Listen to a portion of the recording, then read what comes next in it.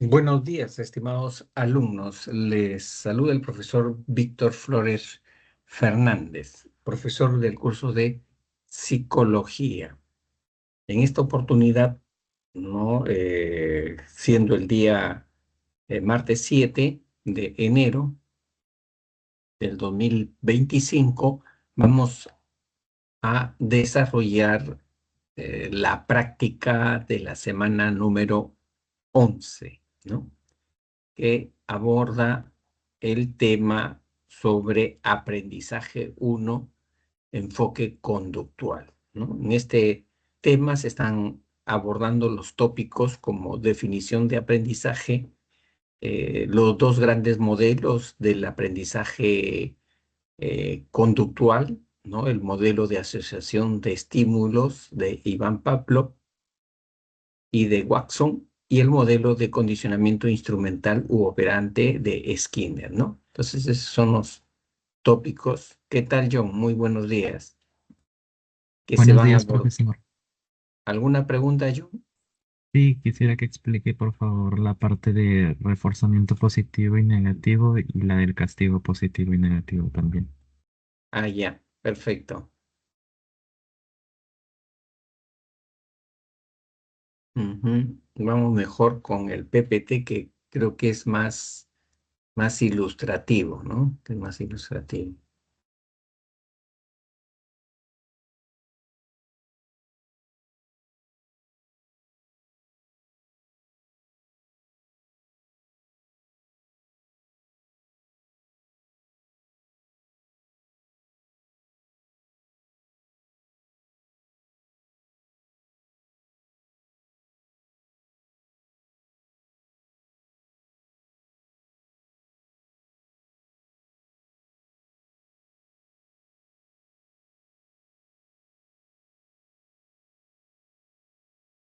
Mm.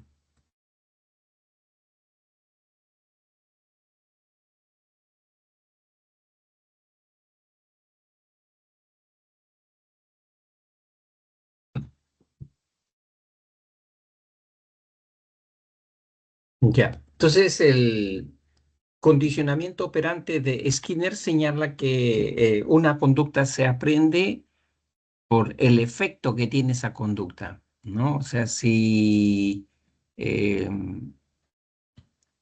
una persona, ¿no? Cuando tiene problemas va de donde un amigo para que este amigo lo ayude, ¿no? De repente con algún consejo o de repente prestándole dinero, ¿no? Entonces, si este amigo presta esa ayuda, esa conducta de acudir al amigo ya ha sido reforzada, ¿no? O sea, ¿qué significa el reforzamiento? Que esa conducta se va a incrementar en el futuro ante una misma circunstancia, ¿no? Cada vez que tenga problemas, siempre va a ir donde ese amigo, ¿no? Entonces ahí ya se produjo un aprendizaje. Se aprende por el efecto, por la consecuencia que tiene nuestra conducta, ¿no? Entonces, ahora, para que se pueda instalar una conducta o desinstalar, retirar una conducta, el condicionamiento operante señala que existen tres principios, ¿no? Tres principios. Uno es el reforzamiento, el otro es el castigo y el otro es la extinción, ¿no? Entonces son tres principios para manejar, controlar una conducta, ¿no? Entonces empezamos primero con los dos principios, reforzamiento y castigo. El reforzamiento, su finalidad es que esa conducta se vuelva a repetir en el futuro, ¿no? Es decir, si yo encargo a mi hijo que me haga una tarea en casa y le digo que en la noche cuando regrese a casa esa tarea debe estar lista, y si mi hijo realiza la tarea, ¿no? Eh, cumple con lo que yo le he indicado, entonces eh, yo como padre tengo que reforzar esa conducta, ¿no? ¿De qué manera puedo reforzar esa conducta?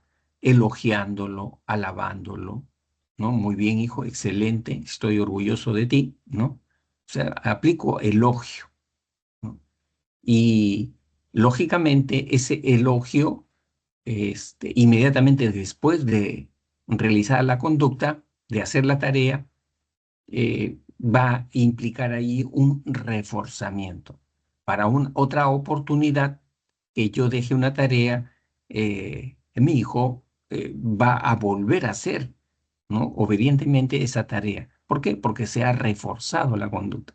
En el reforzamiento, la conducta, la finalidad es que se incremente la conducta en el futuro, ¿no? Muy distinto en el castigo.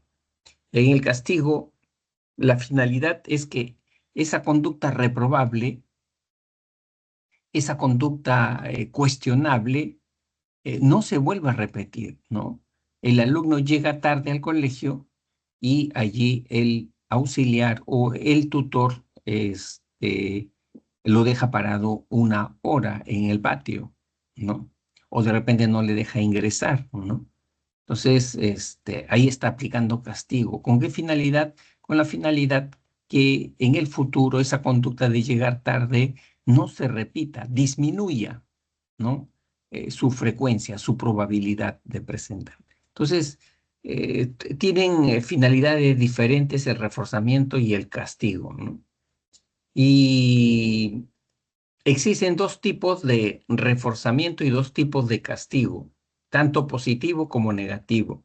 Pero estos términos, positivo y negativo, para el fundador del condicionamiento operante Skinner, no tienen una acepción ética o moral, ¿no? O sea, yo no puedo pensar que positivo es algo ideal, correcto, bueno, ¿no? Y negativo es algo malo, incorrecto, injusto, ¿no? O sea, esa acepción moral no le dio Skinner.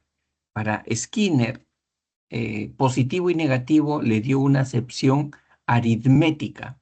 ¿Qué significa eso? Que positivo significa que se agrega, se adiciona un estímulo.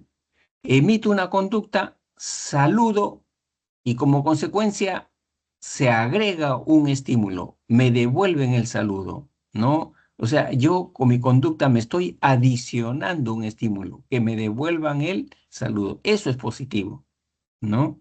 Añadir, sumar, adicionar un estímulo, ¿no? Entonces, esa es la acepción. En el caso de lo negativo, también es aritmético, ¿no?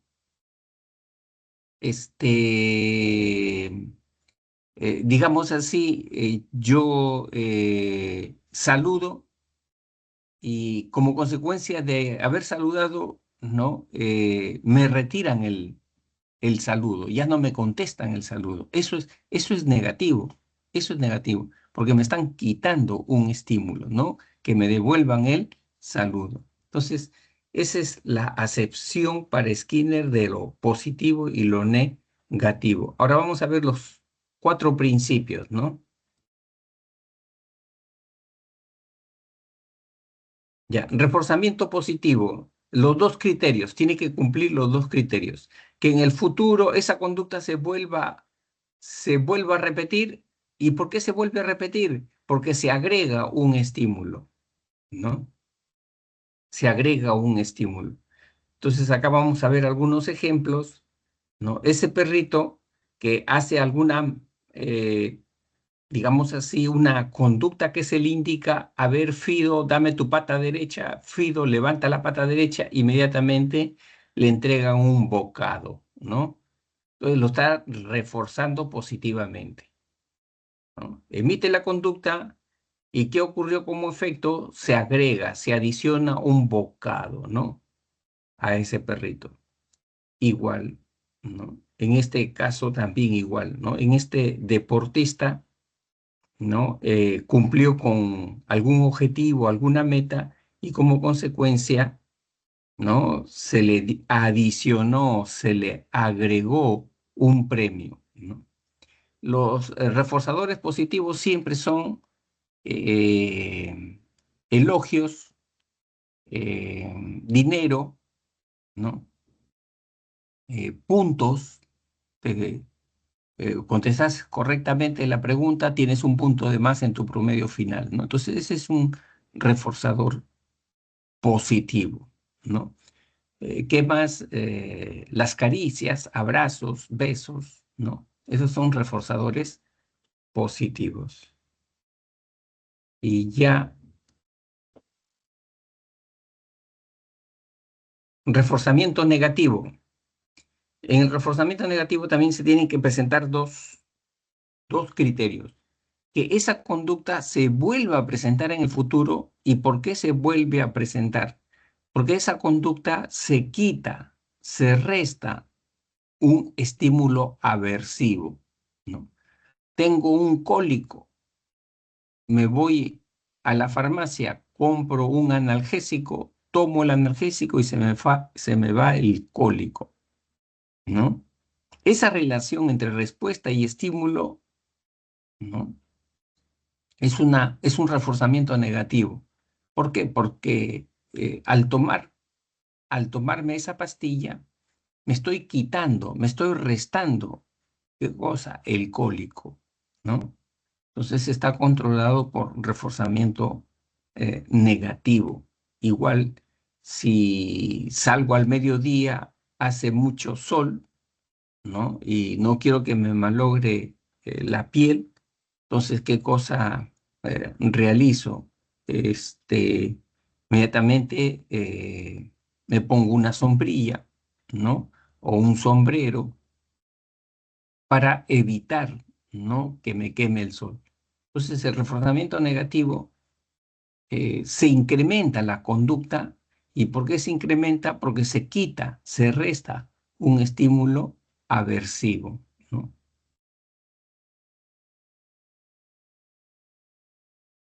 Ya, y luego tenemos acá el castigo positivo. Acuérdense que en el caso del castigo, a diferencia del reforzamiento, en el castigo la conducta decrece, disminuye, ¿no? Ese niño, digamos así, que reprobó, ¿no? En su colegio, ¿no? Entonces, como consecuencia de haber reprobado en su colegio, la mamá lo resondra públicamente delante de la familia, ¿no? Está aplicando ahí la mamá un castigo positivo, ¿no? Eso es castigo positivo, ¿no? La amonestación pública, ¿no? Entonces, cumple ahí la labor de castigo positivo. Incluso hasta el castigo físico también es castigo positivo, ¿no? Para Skinner, ¿no? O sea, el jalón de orejas, ¿no? El palmetazo, aunque no es recomendable, pero en esta lógica sí es castigo positivo, ¿no? ¿Por qué? Porque el niño, al sacar mala nota, ¿cuál fue el efecto de esa conducta de sacar mala nota? Se adicionó, se entregó un jalón de orejas, se entregó un palmetazo, ¿no? Entonces ahí se está presentando un castigo positivo. ¿Cuál es el objetivo? Reducir esa conducta reprobable, ¿no? Ya. Claro que no se recomienda el castigo positivo, ¿no? Luego tenemos el castigo negativo. El castigo negativo, las dos condiciones, que en el futuro esa conducta disminuya, ¿no? Esa conducta no se vuelva a presentar, ¿no? ¿Y por qué disminuye o no se vuelve a presentar? Porque se quita un estímulo, ¿no? Se quita un estímulo allí, ¿no? Eh, Ese mismo alumno que reprobó en el examen, entonces mamá, papá inmediatamente le dicen, a partir de ahora, ya no sales a la calle, ¿no? Por 30 días. a partir de ahora ya no te voy a dar propina los fines de semana, ¿no? Entonces ahí está aplicando un castigo negativo, ¿no? El castigo negativo también tiene otro nombre, otro sinónimo. Se llama costo de respuesta, ¿no? O sea, esa respuesta implica también un sacrificio, ¿no? Un sacrificio, un costo, ¿no? En este caso, no la salida a la calle, ¿no? O se le quita de repente el celular, ¿no? Al niño, ¿no? Entonces, ahí le están aplicando castigo negativo. Entonces, cumple con las dos condiciones. ¿En el futuro se va a volver a repetir esa conducta de salir desaprobado? No, ¿no? ¿Y por qué? Porque se está quitando, retirando un estímulo, ¿no? Que es bueno, es agradable para el niño, ¿no? Que en este caso es la salida a la calle, el celular, la propina, ¿no? Entonces, esos son los cuatro principios, ¿no? ¿Alguna pregunta, John? No, profesor. Ya. Acá dice, Einer dice, profe, buenos días, ¿puede hacer la pregunta 6, 7 y 8? Ya.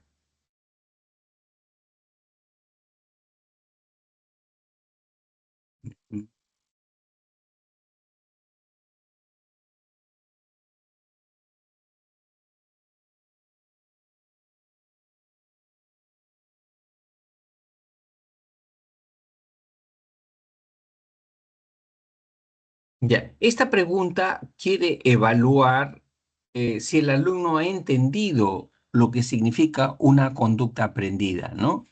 Recordemos que la conducta aprendida tiene tres criterios para señalar que realmente es una conducta aprendida. Primero, que haya un cambio en el comportamiento, en el conocimiento de esa persona, ¿no? Es decir, que antes no tenía esa información, esa conducta, ahora la tiene. Antes no se levantaba temprano, ahora se levanta temprano, ¿no? O sea, ese es un criterio, el cambio.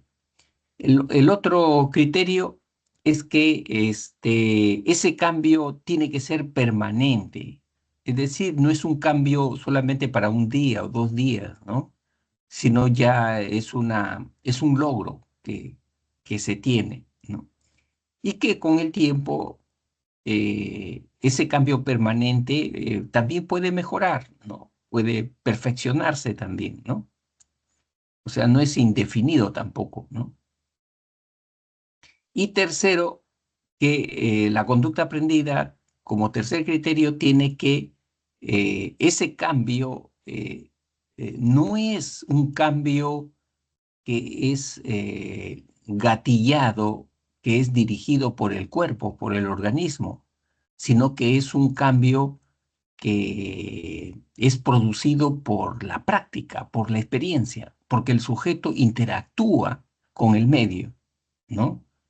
Es decir, yo aprendo método de estudio porque estudio y me doy cuenta por los efectos que mi forma de estudiar cada vez está mejorando porque aprendo más y mejor, ¿no? Y descarto todo aquello que ya no me sirve, ¿no? Entonces, ahí hay una práctica, ahí hay una experiencia. O sea, por eso es que se aprende, ¿no? Por la práctica, por la experiencia.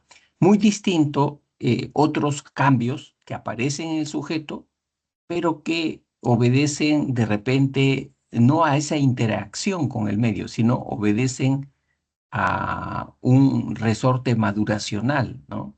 Es decir, el resorte maduracional es cuando, producto de eh, nuestra especie, ¿no? Ahí hay un reloj biológico que hace que esa conducta aparezca, ¿no? Cuando el sujeto llega a una edad determinada.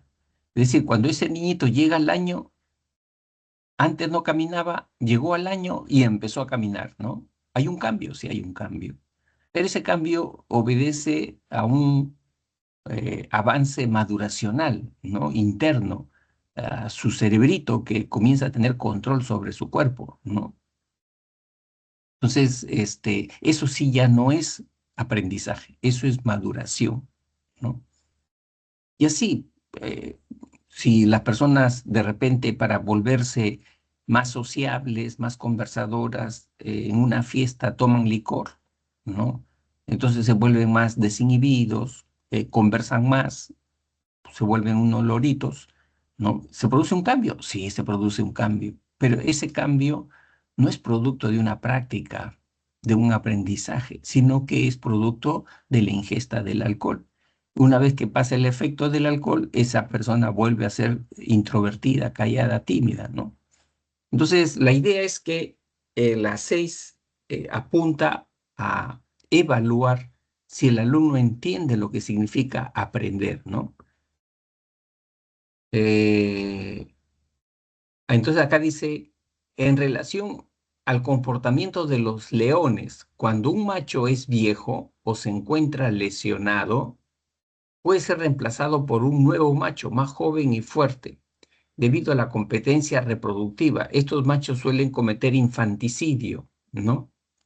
Eliminando a las crías del macho anterior. Así los genes del macho dominante se perpetúan en la población de leones. O sea, esta conducta de eliminar, ¿no? Las crías, ¿no? del anterior macho, ¿obedece a un aprendizaje o no? ¿No? Entonces, esa es un poco la inquietud que dice, ¿no? El texto anterior ejemplifica un caso de comportamiento. Entonces, acá estamos viendo que ya es una conducta programada, ¿no? Ya es una conducta programada. Y si es una conducta programada, instintiva en el animal, ¿no? Entonces, eso ya no es aprendizaje, ¿no es cierto? No lo consideramos como aprendizaje. Entonces, no aprendido, eh, la C, ¿no? La respuesta correcta sería la C. Obedece a un instinto, ¿no? A una cadena instintiva, ¿no? El instinto es una conducta eh, fija, ¿no? Es una conducta fija que tiene un estímulo que lo provoca y desencadena una respuesta en cascada, ¿no? Y ya el sujeto no la puede detener, ¿no? Así es el instinto, ¿no? El sujeto ya no la puede hasta que culmina esa respuesta, ¿no? Es como el instinto es como una cadena refleja, ¿no? Eh, Cuando a una persona le golpean eh, la rodilla con un martillo, la persona va a levantar el pie, ¿no? Entonces, esa persona no puede decir a la próxima ya no voy a levantar el pie, porque lo va a seguir levantando, ¿no? O sea, no depende de su control, ya es un reflejo, ¿no? Es un acto reflejo. Igual es el instinto, ¿no? El instinto también es como un acto reflejo, ¿no? Ya, entonces, es la C, ¿no? Y la 7 dice, para que un video o un reel se vuelva viral requiere de 5 millones o más de visitas en una semana o menos. Entonces, de acuerdo al modelo básico de condicionamiento operante, me están pidiendo condicionamiento operante, ¿no? Podemos identificar que para un creador o comercializador de videos, las visitas cumplen la función de, ¿no? Claro, recuerden ustedes que en el condicionamiento operante hay tres variables, ¿no? Estímulo discriminativo, el evento que permite que aparezca la conducta, la respuesta operante, la conducta en sí, y el estímulo reforzador, la consecuencia, ¿no? Entonces son esas tres variables. Entonces nos están pidiendo identificar en este caso en dónde se encuentra las variables en esa persona que es un creador digital, ¿no? Que crea contenido digital, ¿no? Entonces, lógicamente, las visitas cumplen el papel de un reforzador, ¿no? Ese es el estímulo reforzador. Y ese estímulo reforzador también se le conoce con el nombre de estímulo consecuente, ¿no? Es igualito, son sinónimos, estímulo reforzador o estímulo consecuente. Entonces, me están pidiendo identificar las visitas, cumplen la función de un estímulo consecuente, ¿no? Acá, consecuente. Y las redes sociales cumplen el rol de un estímulo discriminativo. O sea, cuando yo entro a mi laptop y veo las redes sociales, ¿no? Ese es un antecedente, un estímulo antecedente, ¿no? Para de repente allí comenzar a publicar contenido, ¿no? Publicar contenido. Entonces, acá sería la B.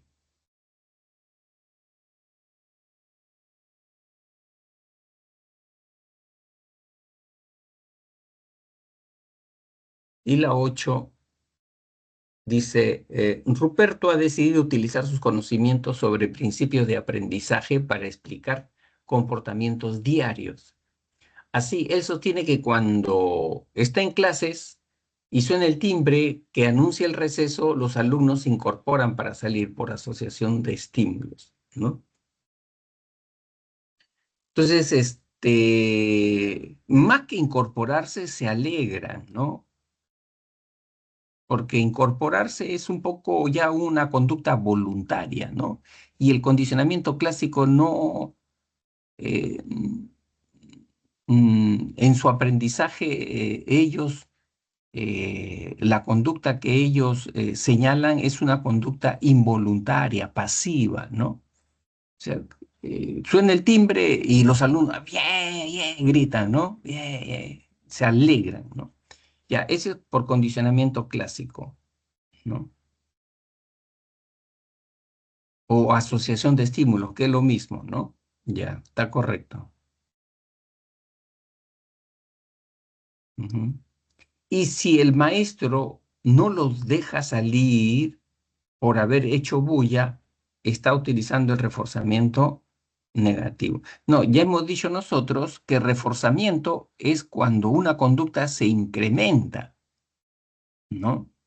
Pero acá el maestro lo que quiere es que esa conducta decrezca porque han hecho bulla, ¿no? O sea, se han portado mal. Entonces acá no es reforzamiento, ¿no? Acá es un castigo lo que está aplicando, ¿no? Es un castigo lo que está aplicando, porque en el reforzamiento la conducta tiende a incrementarse, ¿no? O sea, el hacer bulla acá no se va a incrementar, ¿no? Porque les está aplicando un castigo, ¿no? Entonces, esto está mal. Pero vamos a ver qué cosa, eso es lo que él dice, así dice Ruperto, ¿no? O sea, Ruperto sostiene esto, ¿no? O sea, Ruperto en la segunda parte está equivocado. La segunda parte, Ruperto está equivocado, ¿no? Pero vamos a ver qué cosa nos pide, pues también la pregunta. Tomando como referencia lo descrito, identifique el valor de verdad de las siguientes proposiciones. Ruperto está explicando correctamente las dos situaciones. No, las dos situaciones no. La primera sí, la segunda no, ¿no? Porque acá está aplicando castigo negativo, ¿no? Les está quitando el recreo, les castigo negativo. Entonces, esto es falso, ¿no es cierto? ¿No es cierto? Falso. Dos, los alumnos se incorporan para salir por condicionamiento clásico. Ya, eso está correcto, ¿no? Acá sí hay asociación de estímulos. Mm. Tres, que el maestro no los deje salir por la bulla hecha es castigo negativo. Esto está correcto. Esto sí está correcto. Así, acá sí, sí está correcto. Castigo negativo. Entonces es falso, verdadero, verdadero. La B. Ya. Profe, ¿puede ser la 4 más y la 2? La 4, ya.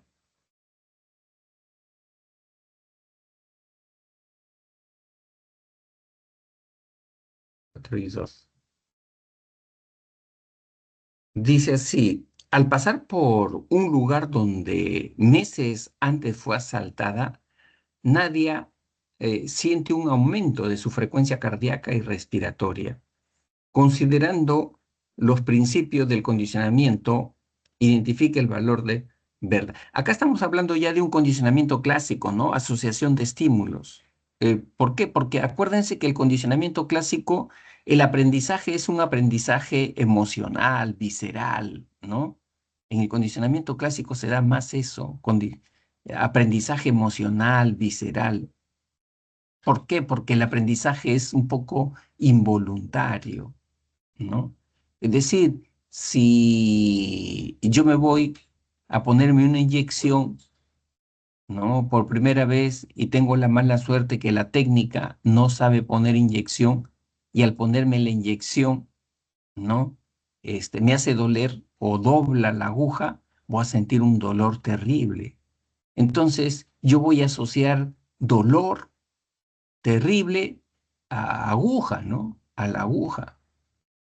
Entonces, en otra oportunidad, cuando yo vea una aguja, una jeringa, voy a sentir miedo, terror, ¿no? Entonces, ese es condicionamiento clásico, ¿no? O asociación de estímulo.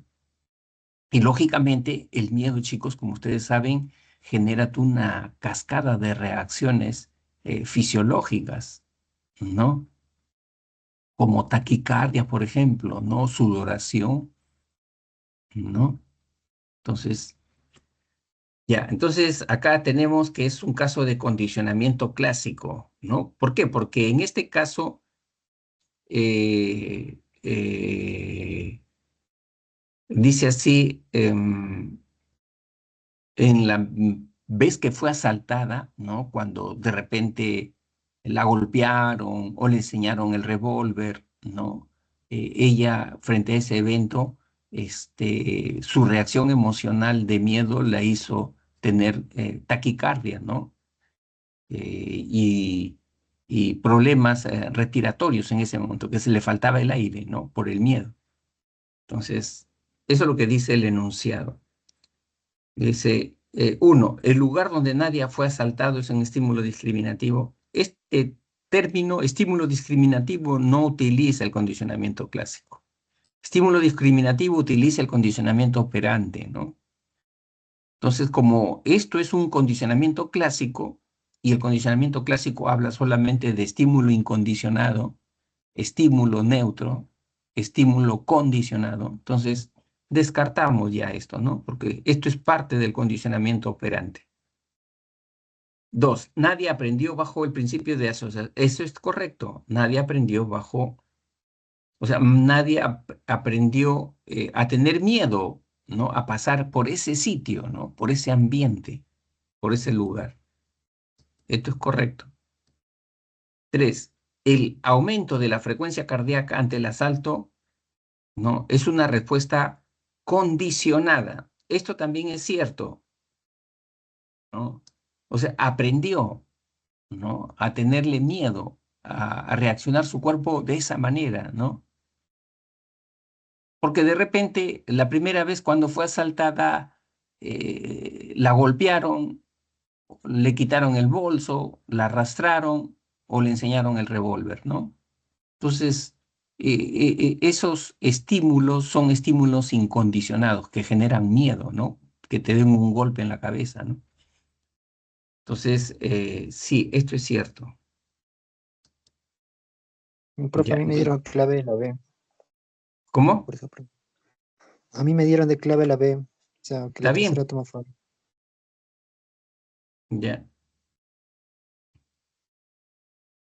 La tercera es, profe, No, pero para ver. dice, no, perdón, pero dice acá antes del asalto, no después. Ah, ya, tienes razón. Acá te está diciendo antes del asalto. Antes del asalto es un estímulo, es como un estímulo incondicionado. No dice después, entonces está mal, pues. Sí, tienes razón. ¿No?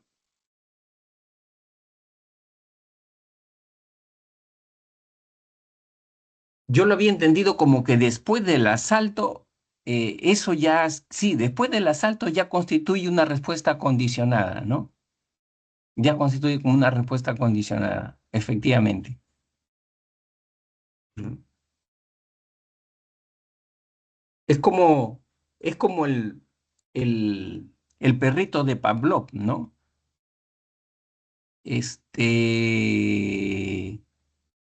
Cuando al perrito de Pavlov, ¿no? Am, le dan alimento, ¿no? Él comienza a segregar saliva, ¿no? Y esa segregación de saliva es una respuesta, ¿no? Incondicionada, ¿no? Es una respuesta incondicionada. Ahora, si hacen asociar a ese perrito, ¿no? El alimento con una campana, varias veces el perrito comienza a segregar saliva, ¿no? Y llega un momento que ya después, solamente ante la presencia y el sonido de la campana, el perrito ya comienza a segregar saliva. Esa segregación de saliva última ya no es una respuesta incondicionada, porque no aparece ante un estímulo incondicionado, ¿no? Sino aparece ante un estímulo condicionado, que es el sonido de la campana. Entonces, ya es una respuesta condicionada ya ante segregar saliva ante el sonido de la campana, ¿no? Entonces, acá tiene razón. Acá, antes del asalto, es una respuesta incondicionada, ¿no? Pero como dice que es condicionada, entonces la ponemos como falsa, ¿no? Esta es falsa. Sí, es verdad. Ya.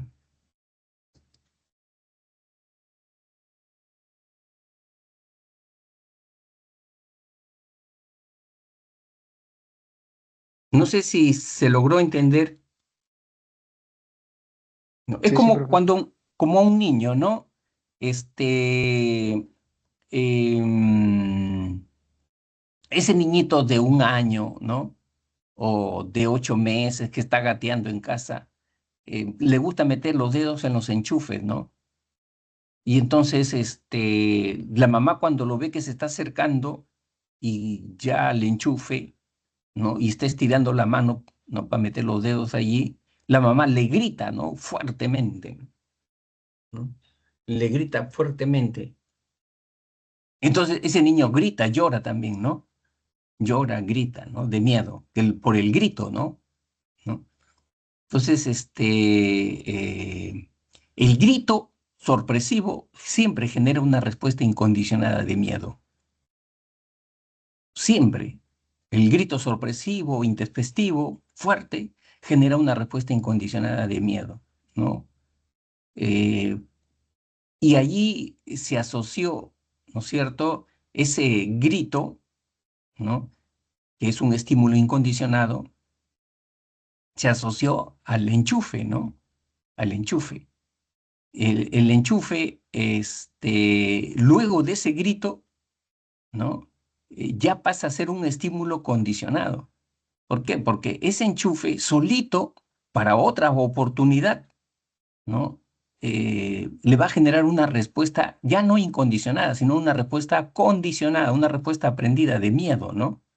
Del bebito. O sea, el bebito ya no va a querer meter los dedos ahí en ese enchufe, ¿no?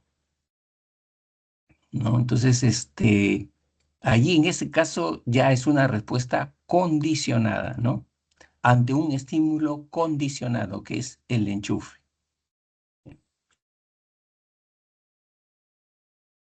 Muy bien, después la 4 dice, una de las teorías más importantes para explicar alguna forma de aprendizaje es el condicionamiento clásico propuesto por Iván Pavlov, ¿no? Iván.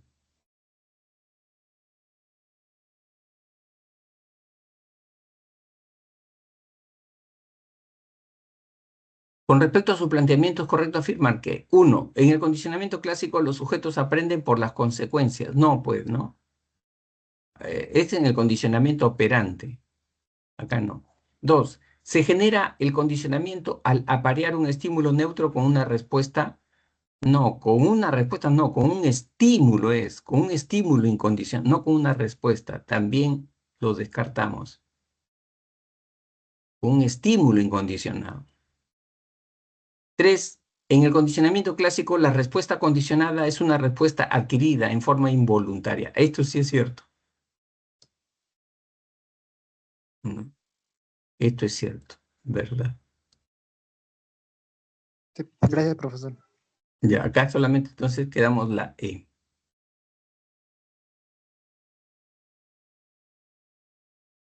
Ya, después acá tenemos esta pregunta.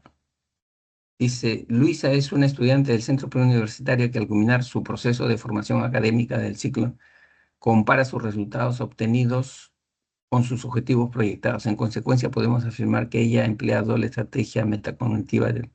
Ya, este es evaluación, pues la D, ¿no? La metacognición tiene tres estrategias: planificar, controlar y evaluar. Acá está evaluando, ¿no? La D.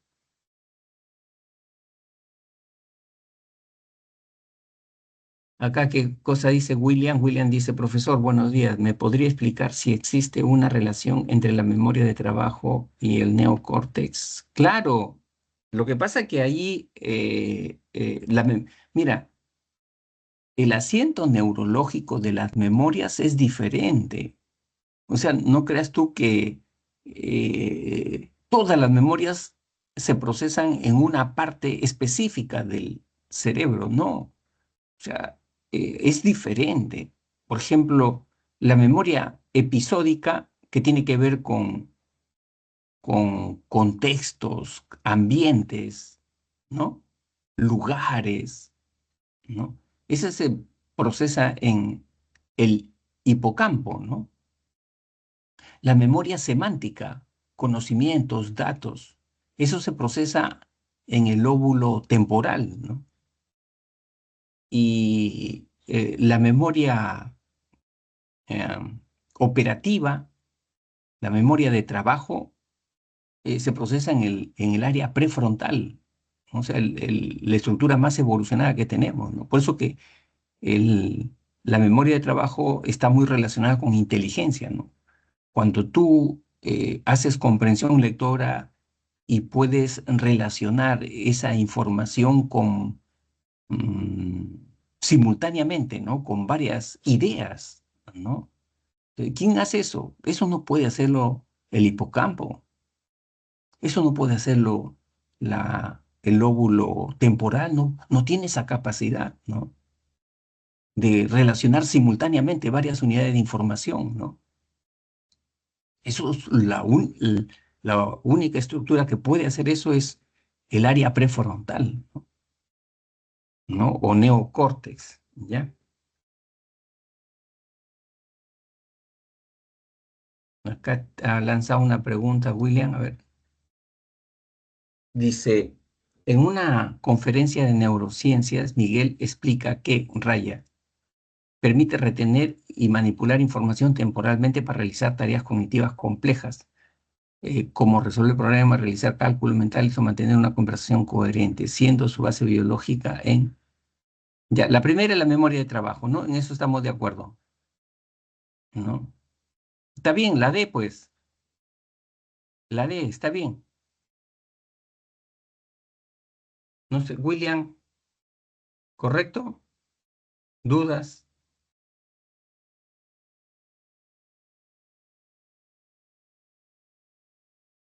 Ya, sí, está bien, la D.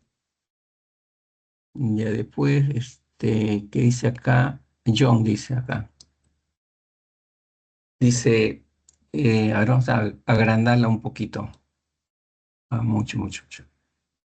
Dice, la profesora Carmela ha decidido no darle la palabra a Jaimito, pues cada vez que le da oportunidad de hablar, cuenta un chiste y todos los compañeros se ríen. La profesora está suponiendo que el estímulo reforzador de la mala conducta de Jaimito es, ah, ya, la risa de los compañeros, pues la C, ¿no? O sea, ¿por qué sigue contando chistes, Jaimito, rojos, ¿no? Porque todos sus compañeros se ríen, ¿no? O sea, sus compañeros con su risa lo están reforzando a Jaimito, ¿no?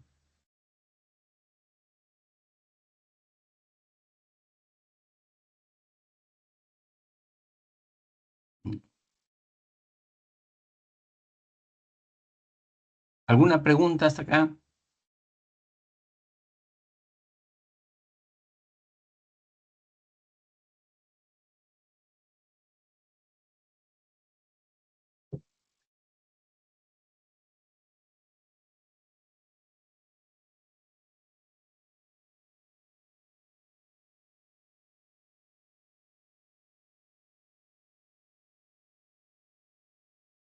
Sí, sí, William. Ujú.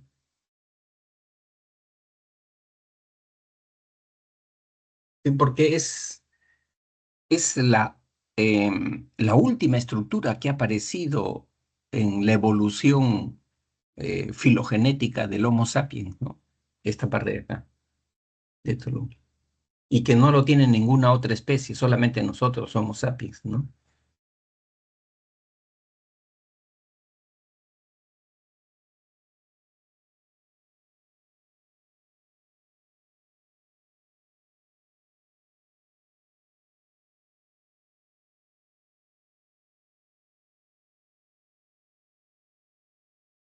No se me ha pasado ninguna pregunta, no creo que no.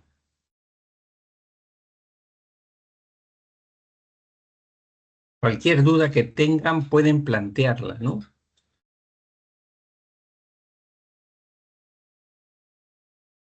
¿Alguna pregunta, Katherine? ¿Alguna inquietud?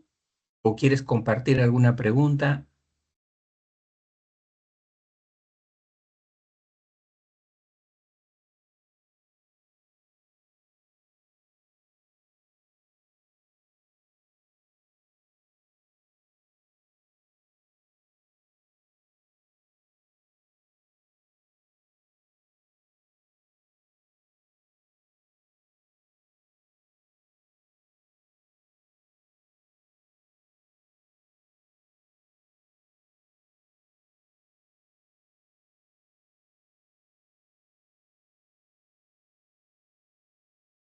Ya. Ahí John nos está mandando una pregunta, a ver, vamos a verla.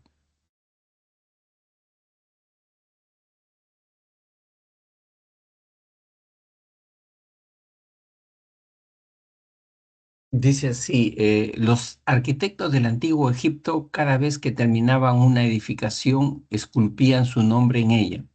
Esta información fue decodificada de los jeroglíficos encontrados en estas construcciones por especialistas en la materia.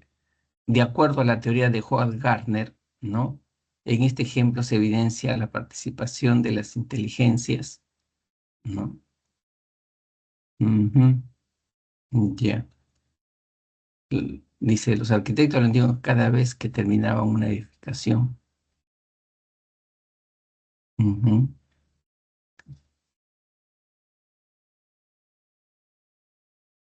O sea, acá lo que yo no entiendo es, acá está hablando de dos situaciones, ¿no? De dos situaciones. O sea, primero sería la construcción de la edificación, creo que a eso se refiere, ¿no? La primera parte, cuando construían una edificación, ¿no? Da la impresión que a eso se refiere. Y la otra es la interpretación de esos jeroglíficos, ¿no? Entonces, todo lo que sea constructivo tiene que ver con lo visoespacial, pues, ¿no? Según Howard Gardner, lo visoespacial. Y lo otro que tenga que ver con palabras, lo lingüístico, ¿no? Inteligencia lingüística, pues no hay otra, ¿no? Entonces ahí la respuesta correcta sería la B, ¿no? La B. Ujú.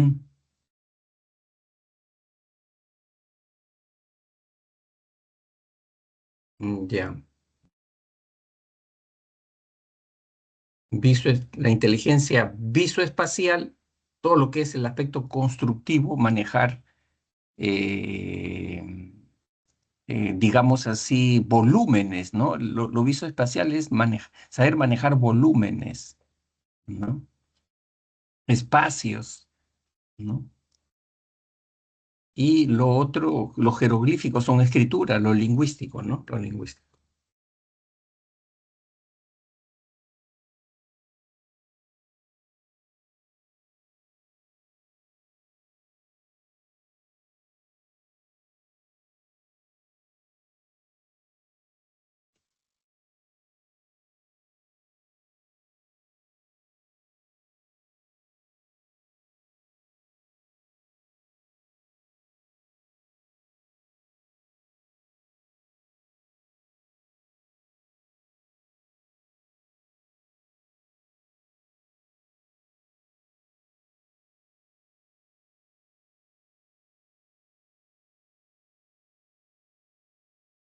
Hay otra pregunta.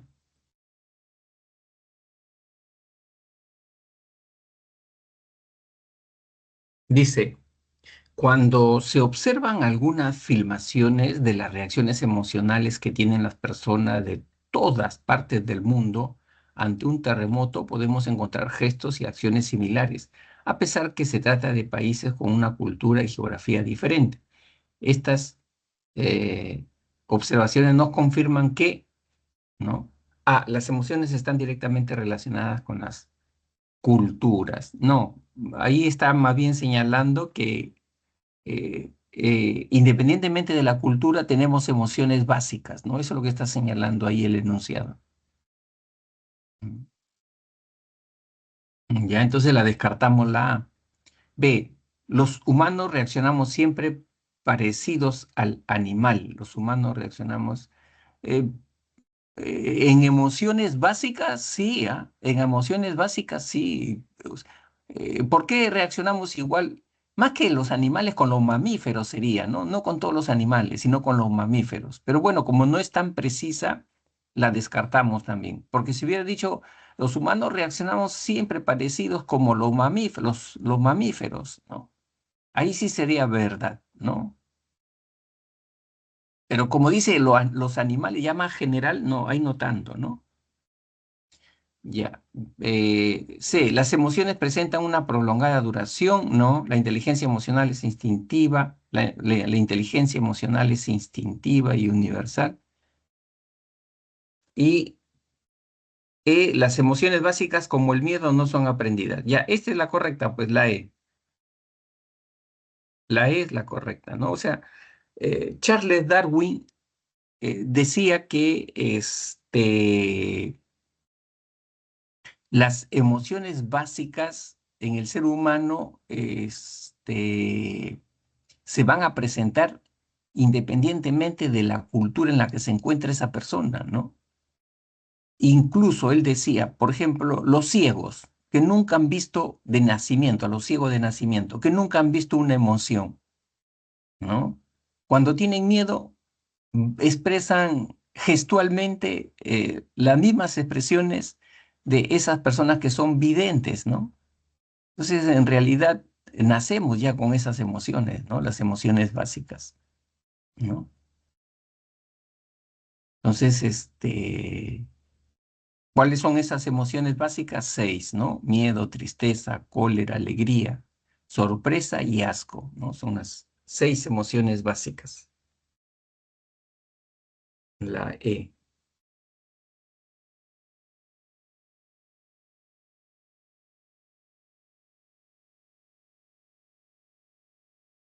¿Alguna pregunta ahí?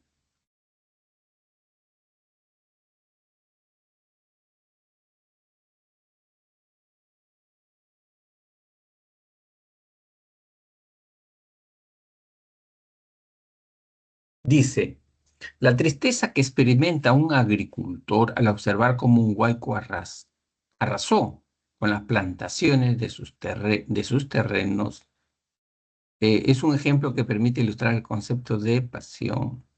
Ya. Acá estamos ante un caso, estado afectivo se llama, denominado emoción, ¿no? ¿Por qué emoción? Porque en la emoción tiene como característica que aparece cuando hay un estímulo presente, ¿no? Siempre en una emoción hay un estímulo presente. Veo un perro que me viene a atacar, puedo tener miedo o puedo tener cólera, ¿no? Pero ya está presente siempre el estímulo allí, ¿no? Entonces, acá está presente el huaico, ¿no? Que destruyó sus terrenitos, ¿no? Otra característica de la emoción es que la emoción tiene un alto componente corporal gestual. Cuando una persona experimenta una emoción, tú te das cuenta. ¿Por qué? Porque si tiene miedo, ¿no? Sus ojos, sus pupilas están dilatadas. Sus pupilas están dilatadas, ¿no? Esa persona está tensa, ¿no? Em, Cuando habla, tartamudea, ¿no? O sea, la emoción tiene un alto componente corporal, gestual, fisiológico, ¿no? O sea, a diferencia del sentimiento, ¿no? En el caso del sentimiento, en el sentimiento generalmente el estímulo no está presente, ¿no? ¿Y por qué aparece el sentimiento? Porque la persona comienza a reflexionar, a pensar, ¿no? Me he quedado sin trabajo, ¿cómo va a ser mi vida? ¿Mis hijos van a poder comer mañana, pasado? Creo que no. O sea, comienzo a pensar sobre mi situación, ¿no? Y, y allí no hay un estímulo presente que yo tenga al frente, ¿no? Sino son los pensamientos que yo estoy teniendo, ¿no? Entonces ahí me voy a estar generando un sentimiento, ¿no? Y cuando uno tiene un sentimiento, generalmente no lo expresa corporalmente, gestualmente. ¿Por qué? Porque es una vivencia interna, ¿no? En el sentimiento es una vivencia muy, muy interna, ¿no? Entonces, en ese momento ya yo comienzo a tener que de repente un poco de preocupación, un poco de temor de repente, ¿no? Por mi vida, cómo va a ser más adelante, ¿no? Entonces, eso ya es sentimiento, ¿no? Ese es un sentimiento. Creo que ya en la semana 13 ahí le van a explicar bien esto, ¿no?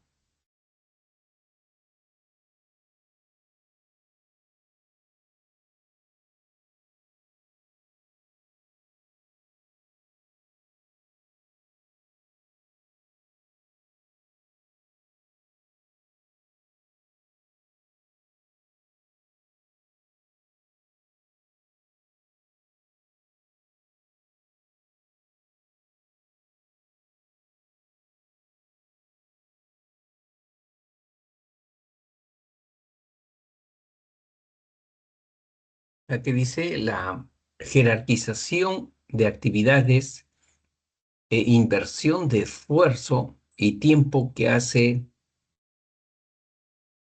un alumno preuniversitario para lograr su ingreso a la universidad, ¿no? Es consecuencia de la activación de un proceso mediador denominado aprendizaje, personalidad, hábito, ¿no? Ya, atención, ya, claro. Acá tiene que ver con con la motivación, pues, ¿no? Esta es la motivación. La motivación tiene que ver con prioridades, ¿no? Cuando uno establece prioridades, ¿no? Cuando uno hace sacrificios, cuando uno es perseverante, ¿no? Entonces ahí eh, el proceso mediador que está presente allí es la motivación, ¿no? La E.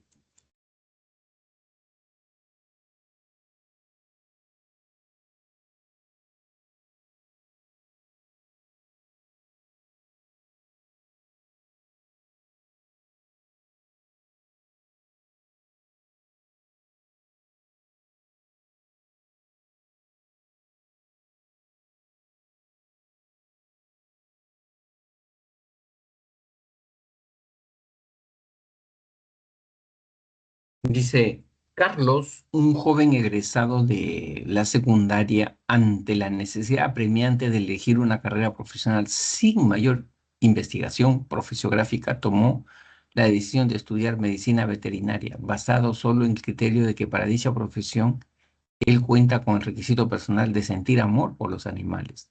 ¿Qué estrategia de solución de problemas empleó? Ya. En este caso, él adoptó la estrategia heurística, ¿no? La estrategia heurística señala que las personas toman una decisión en base a un atajo mental, en base a un criterio práctico, ¿no? O sea, esas personas no se orientan a buscar información, ¿no? Fidedigna, ¿no? A hacerse asesorar. No, no, no, no, no, no hacen nada de eso. No buscan información, no se asesoran, ¿no? Simplemente se basan en un criterio práctico, en un atajo mental, ¿no? O también un estereotipo, ¿no? Se basa en un estereotipo, eh, como en este caso, ¿no? En este caso, Carlos cree que ser un buen médico veterinario es solamente abrazar y besar animalitos, ¿no? Y no se ha dado cuenta que medicina veterinaria también exige ser un capo en biología, en química, ¿no? Pero en eso, como él no investiga, él cree que es solamente dar amor a los animales, ¿no? Entonces ahí está utilizando él, ¿no? Una estrategia heurística, ¿no? Un criterio práctico, ¿no? Un criterio de la experiencia, un atajo, ¿no? Debería de investigar, ¿no? Pero ah, ocurre también así, ¿no? Que hay personas que por el apremio toman ya la decisión, ¿no? Es como cuando, por ejemplo, la persona le presentan a un vecino, ¿no? Y como en ese momento no sabes si esa persona que le están presentando como vecino es una buena persona o una mala persona, entonces, y él quiere saber si vale la pena seguir conversando con él o ya no, ¿no? Y no tiene tiempo para buscar información sobre el nuevo vecino, ¿no? En ese momento, en esa situación de incertidumbre, es que las personas adoptan la heurística, ¿no? O sea, un atajo mental. Eh, ¿Qué heurística utilizan? ¿Qué criterios? Algunos le preguntan, ¿y usted vecino de dónde es? ¿No? ¿No? ¿Por qué? Porque se quiere basar en estereotipos, ¿no? Si le dice que es del norte, ¿no? Ya, si es del norte, es una persona abierta, sincera, ¿no? Que le gusta la cumbia, ¿no? Si le dice que es del sur, Arequipa, pedante, orgulloso, vanidoso, este debe ser orgulloso, vanidoso, ¿no? Si dice que es de la selva, este debe ser alegre, jaranero, ¿no? Entonces, con ese estereotipo ya saca información del vecino, ¿no? Saca. ¿Qué cosa está utilizando ahí? Una heurística. ¿Se puede equivocar? Claro que sí. Con la heurística se equivocan, ¿no? Muy bien, entonces es la D.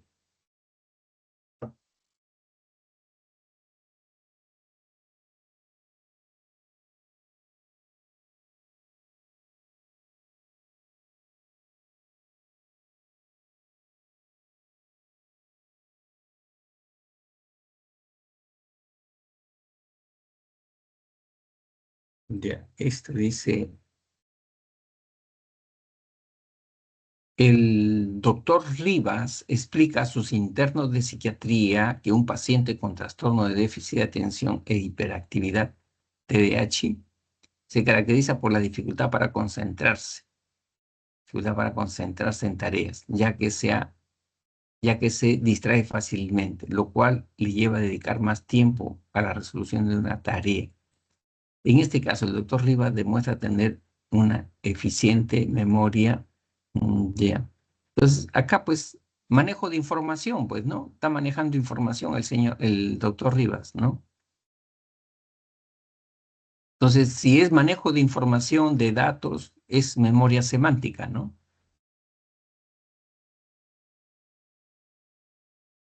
Memoria semántica, la C. Ya sé.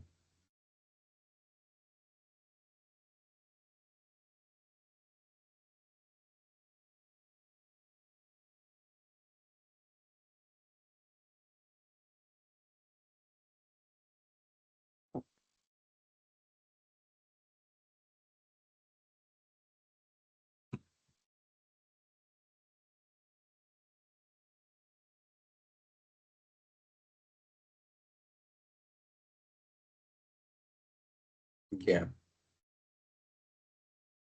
Dice, al exponer en un auditorio, un conferencista logra identificar algunos rostros conocidos de sus estudiantes en medio de la gran cantidad, ¿no? Gran cantidad de personas presentes en el evento. El principio gestáltico que permite explicar esta situación se denomina, ¿no? Ya. Dice, al exponer en un auditorio, un conferencista logra identificar algunos rostros conocidos de sus estudiantes en medio de una gran cantidad de personas presentes en el evento. Ya, esto acá parece que se presentara el principio de figura-fondo, ¿no? Figura-fondo. En este principio, siempre en el campo perceptivo hay dos elementos. Hay un elemento que es visible, notorio, marcado, ¿no? Los estudiantes del profesor, ¿no? Y hay otro elemento que permanece en el contorno, en el contexto, ambiguo, ¿no? Indefinido, que es el resto del auditorio, ¿no? Del público que está presente allí, ¿no? Entonces sí es figura a fondo, figura a fondo.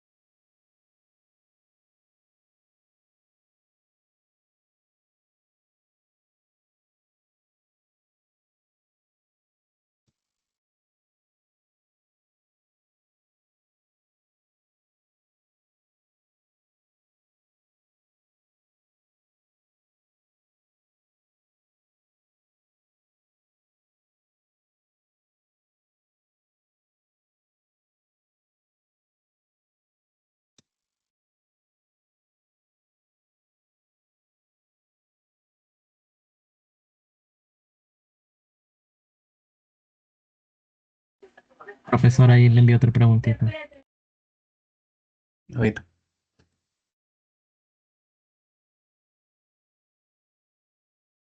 dice, considere el párrafo siguiente en el cual las palabras presentan alteración en la secuencia de las letras, ¿ya? Una persona puede leerlo correctamente encontrándole un sentido debido al principio gestáltico de... Esta es pregnancia, pues, porque le encuentra la buena forma, ¿no? Le encuentra, pese a ser ambiguo, ¿no? Estas palabras, él le encuentra siempre la buena forma, ¿no? Por lo tanto, eso es pregnancia. Si yo veo nubes, no solamente voy a ver nubes, sino de repente voy a ver la silueta de un animal en esas nubes, ¿no? Entonces ahí eh, opera el principio de pregnancia, ¿no?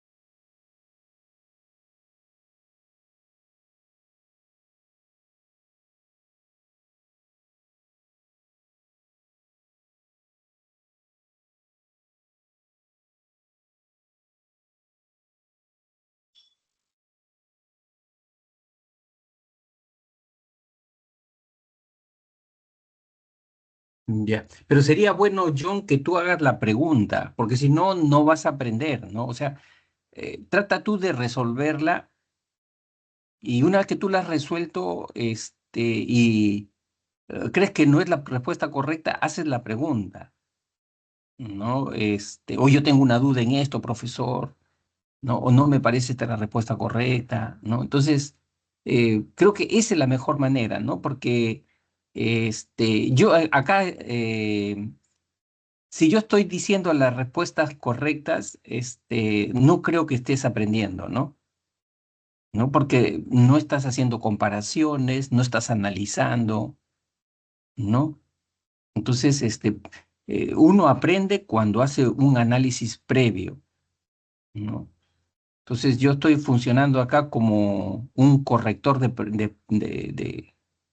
preguntas, ¿no? Y creo que ese no es el objetivo de las consultas académicas, ¿no? O sea, las consultas académicas es resolver dudas del estudiante, ¿no?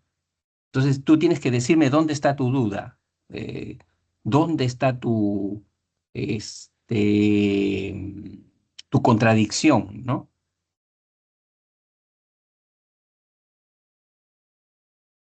Ya. Sí, ¿O qué es solo lo que no que entiendes? Ajá.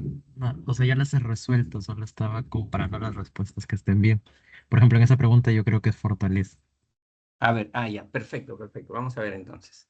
Dice, durante su preparación académica preuniversitaria, Manuel cuenta con el apoyo incondicional de sus padres, tanto a nivel afectivo como... No, eh, si ya es algo externo al sujeto, ya no puede ser fortaleza, porque recuerda tú que la fortaleza es algo interno, o sea, está dentro del sujeto, ¿no? Y es algo positivo. Pero acá te están diciendo que el recurso está en los papás, ¿no? Entonces es algo externo. Y, y es un apoyo que el papá le está dando. Entonces, si es externo y es positivo, esto ya es una oportunidad, ¿no? Es una oportunidad. Profesor, La las E. debilidades y las fortalezas son propias de la persona. Exacto. Ajá, sí, están dentro de la persona, sí. Dentro de la persona, o también te pueden decir, en el Perú, ¿no?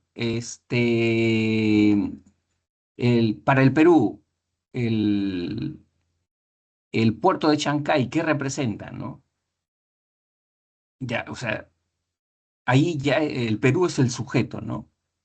Entonces, el puerto de Chancay ya representa una fortaleza para el Perú, ¿no? Es una fortaleza, ¿no? Porque es algo interno, está dentro del Perú y es algo positivo, ¿no?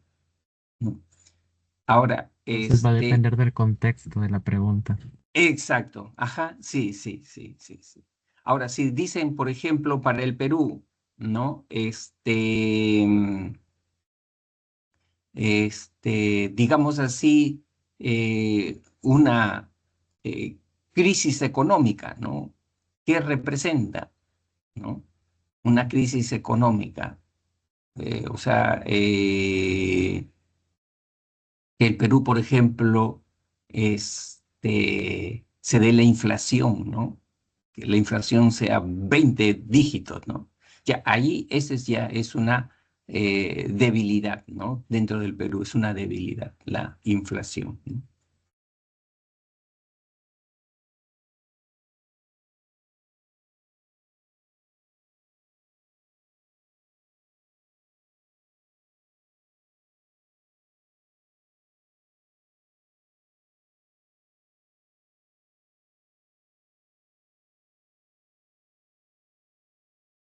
A ver, envíate otra preguntita.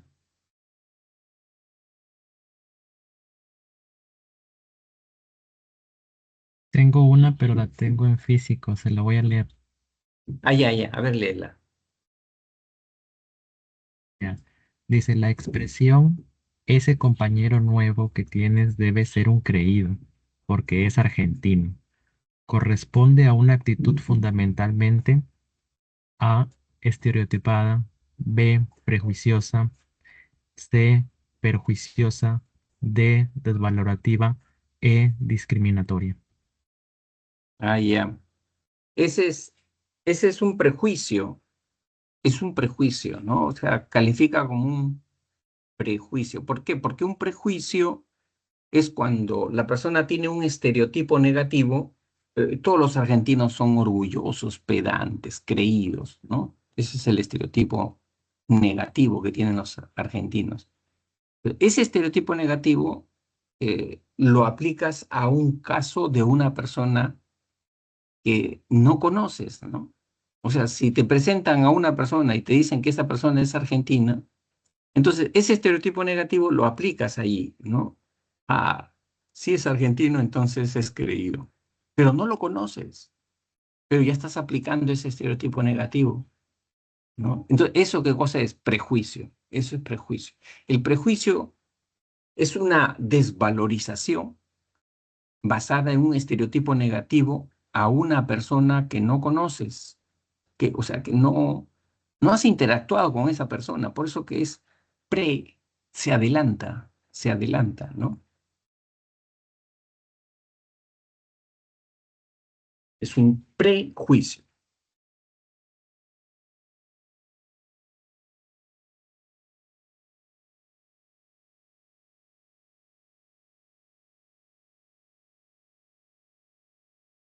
No sé si está claro, John, o Sí, otro ejemplo, otro profesor, por ejemplo. ejemplo, en la parte de estereotipo, es una Ya. idea generalizada, ¿no? Por ejemplo, los hombres son fuertes, es algo Ajá. general.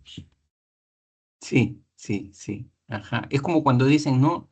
Los estudiantes sanmarquinos son inteligentes, estudiosos, chancones, ¿no? Ese es un estereotipo. Es un estereotipo. ¿Todos serán así? No, no, no todos son así, ¿no? Pero hay gente que lo toma así, ¿no? Que todos son así, ¿no? Que el estudiante de la uni es un genio, ¿no? Todos serán así, ¿no? No todos son así. Pero hay esa imagen, ¿no? Esa creencia, ¿no? Esos son estereotipos. Ahora, si yo dijera algunos estudiantes de San Marcos son estudiosos, eso no es estereotipo. Ya, eso sí ya no es estereotipo, porque sí es cierto, pues algunos sí son. Algunos estudiantes de la uni son genios. Sí, eso es cierto, ¿no? Porque ya, acuérdate que el estereotipo es una generalización, ¿no? Una generalización indebida, ¿no? Generalización indebida, ¿ya? Es como cuando dicen, pues, ¿no? Este, eh, todos los que viven en Miraflores son pitucos, ¿no? Todos los que viven.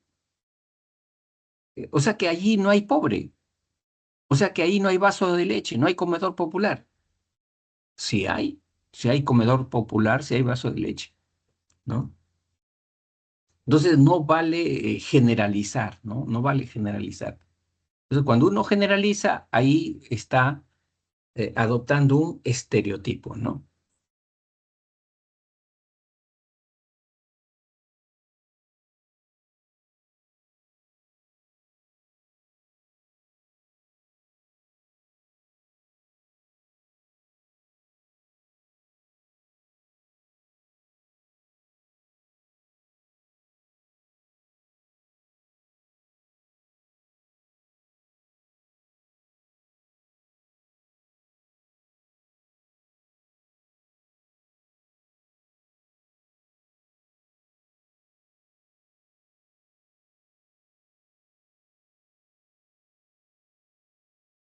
¿Alguna otra pregunta, John?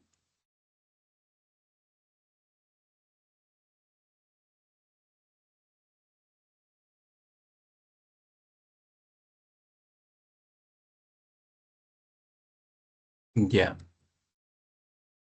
En esta, ¿cuál es tu duda?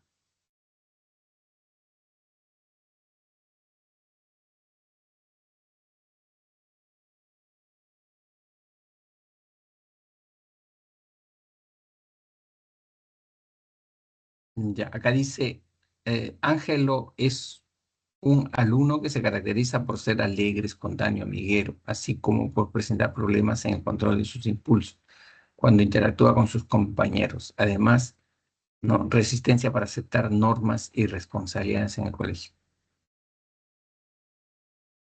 Ya de ello se puede inferir que el estilo tendencial de crianza de sus padres es, ¿no?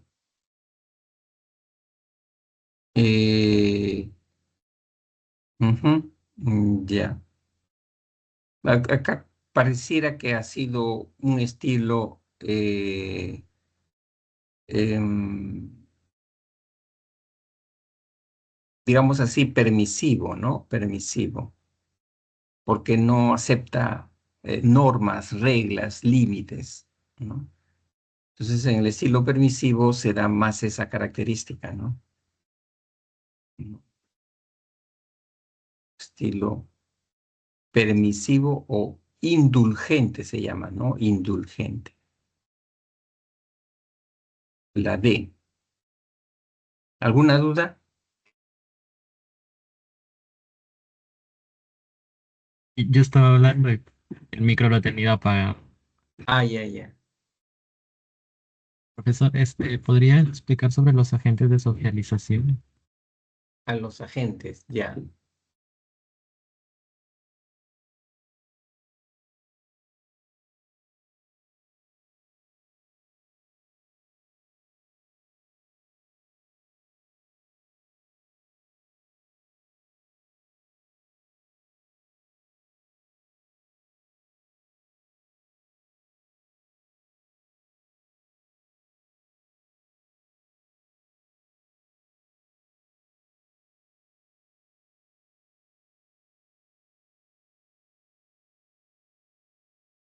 Ya. Se señala que las personas nos convertimos en ciudadanos, ¿no?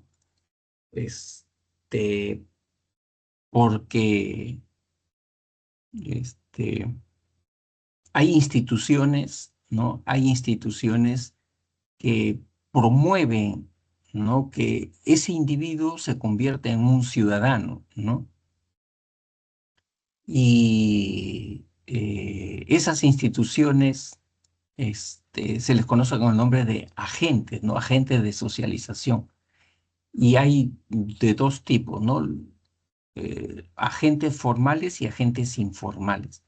El agente formal, ¿por qué se le llama formal? Se le llama formal porque estos agentes tienen una estructura valorativa definida, sistemática, ¿no? Eh, o sea, siempre inculcan los mismos valores, siempre inculcan. ¿Quiénes son los que inculcan siempre los mismos valores? Ahí tenemos la familia, ¿no? Nuestros padres siempre nos inculcan los mismos valores, ¿no? Respeto, solidaridad, ¿no? Eh, ayuda, apoyo, ¿no? O sea, siempre nos inculcan los mismos valores. El otro agente formal es el colegio, la escuela, ¿no? También igual, puntualidad, ¿no? Responsabilidad, ¿no? Nos inculcan siempre esos mismos valores, ¿no? Entonces, por eso se le llama agentes formales, ¿no? En cambio, los agentes informales son aquellos en donde ahí uno va a encontrar una diversidad de valores, incluso de valores contrapuestos, ¿no? De valores contrapuestos. O sea, uno va a tener, por ejemplo, grupos de amigos que piensan incluso diametralmente opuesto a uno mismo, ¿no? ¿No? Entonces, va a haber una diversidad de valores. Eh, por ejemplo, en el tema de las instituciones, ¿no? Las instituciones educativas, culturales de nivel universitario, ¿no? ¿No? Entonces va a encontrar uno una diversidad de conocimientos, valores allí, ¿no? Incluso contrapuestos. Los medios de comunicación, ¿no? Uno se para frente a un puesto de periódicos, la misma noticia la abordan de diferente manera, algunos con jerga, ¿no? Uno con un lenguaje procaz, ¿no? Porque hay diferentes valores allí, ¿no? Y que no se diga en las redes sociales también, ¿no? Que son también agentes informales, ¿no? De socialización. Y, y luego tenemos tipos de socialización, ¿no? La primaria, la secundaria y la resocialización. La socialización primaria es la que sienta las bases del proceso de socialización, ¿no? Es decir, enseña al sujeto hábitos básicos, limpieza, alimentación, ¿no? Disciplina, ¿no? Acá en esta casa no pueden estar fuera de la casa más allá de las 6 de la tarde, ¿no? Entonces, siempre la socialización primaria tiene que ver con la formación básica del individuo, ¿no? ¿Quiénes ejercen esa labor? La familia y la escuela, ¿no? La familia y la escuela ejercen la socialización primaria. Y la socialización secundaria es la que complementa el proceso de socialización, ¿no? En donde cuando termine el colegio, o sea, ya estamos hablando de 17 años, 18 años, el individuo, ¿no? Se abre al mundo, ¿no? O sea, comienza a conocer, por ejemplo, instituciones religiosas, ¿no? Adventistas, mormones, católicos, ateos, ¿no? O sea, de todo ya, ¿no? Entonces, ese tipo de instituciones ya complementa el proceso de socialización, ¿no? Eso se llama socialización secundaria, ¿no? Universidades también, ¿no? Están, o sea, instituciones educativas de nivel superior, ¿no? Tienen que ver con la socialización secundaria. Y la resocialización se presenta en aquellas personas que cambian su estructura valorativa en 180 grados, ¿no? Es decir, ¿no? Esas personas que de repente viven en la sierra, en un ambiente muy pequeño, reducido, de vecinos, familias, ¿no? Donde hay mucha confianza, hay mucho respeto, y ya tienen que venirse de repente a las ciudades de la costa, ¿no? Entonces, esa actitud de confianza, ¿no? De ingenuidad, no tiene que desaparecer acá o en todo caso tener más cuidado, ¿no? ¿No? Entonces tienen que pasar por un proceso de resocialización, ¿no? De que la familia, su familia acá en Lima, en Trujillo, en Arequipa, ¿no? Le enseña que no sea tan confiado, ¿no? A que desconfíe de las personas extrañas. Ahí se produce un proceso de resocialización, ¿no? O también en el caso de las personas que van a otro país con otra cultura, ¿no? Entonces, eh, por ejemplo, los latinos que somos nosotros vamos a la cultura anglosajona. Entonces, ahí tenemos que aprender a trabajar, ¿no? De repente 18 horas al día, ¿no? No hay tantas fiestas como acá en el Perú, ¿no? Pues hay que pasar un proceso y cada uno vive su mundo, ¿no? Este, el vecino no conoce quién vive a su costado, ¿no? Entonces ahí se produce un proceso de resocialización, ¿no? ¿Para qué? Para adaptarse, ¿no? Ese es básicamente, ¿no?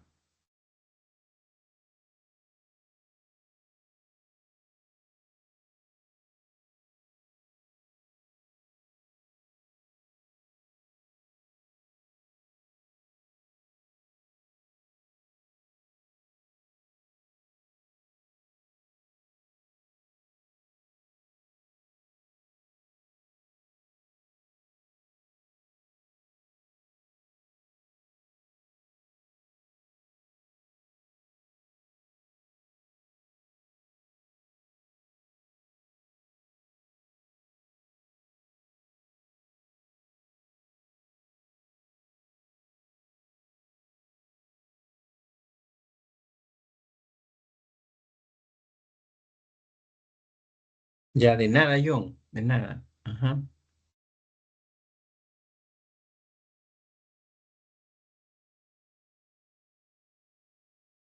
No sé si Mónica Mendoza, ¿tienes alguna inquietud?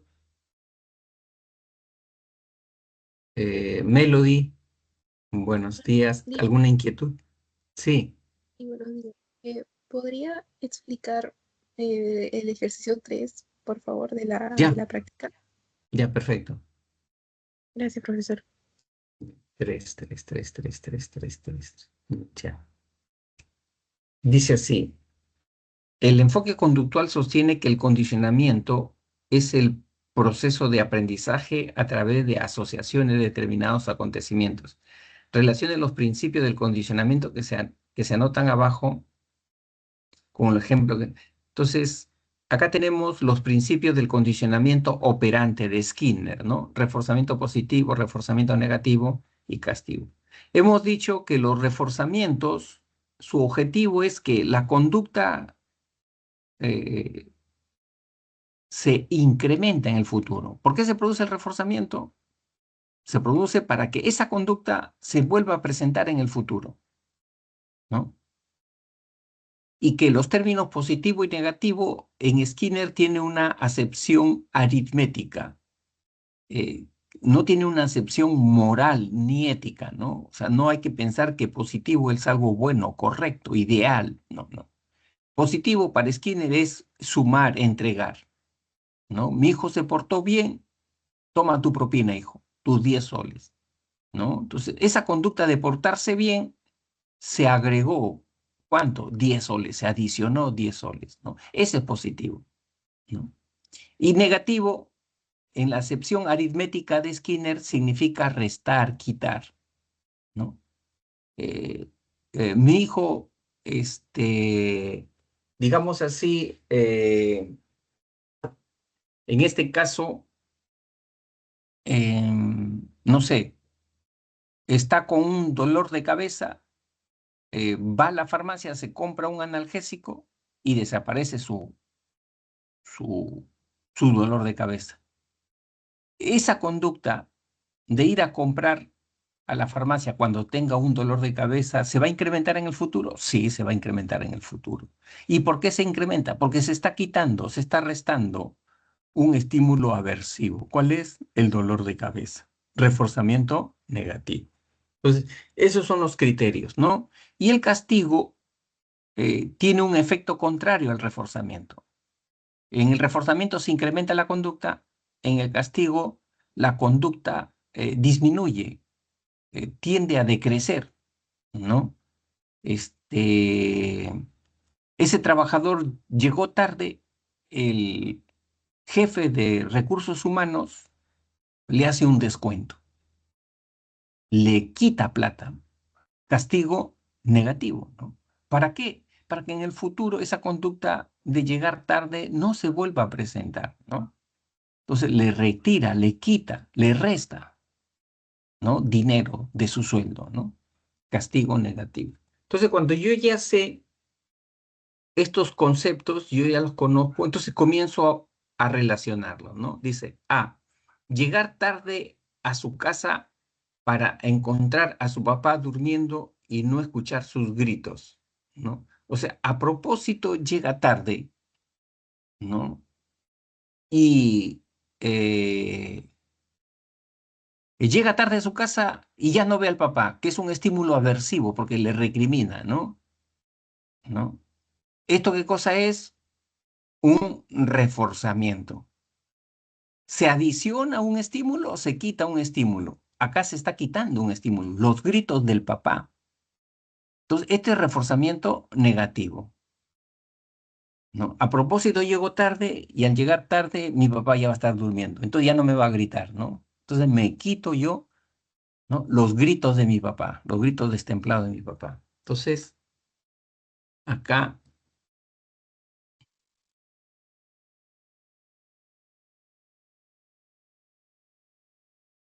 ya. Este es un caso de reforzamiento negativo. B, no permitir el uso del celular a su hijo cuando ¿no? Cuando no aprueba sus exámenes, ¿no? O sea, cuando reprueba los exámenes, cuando reprueba. Entonces, ¿qué cosa está aplicando acá? Acá está aplicando un castigo, ¿no? Lo que quiere es que en el futuro disminuya esa conducta de reprobar exámenes, ¿no? Disminuya. Castigo. Y positivo o negativo. Negativo, porque le está quitando el celular. Acuérdate que negativo es restar, quitar, ¿no? Entonces, este es castigo negativo.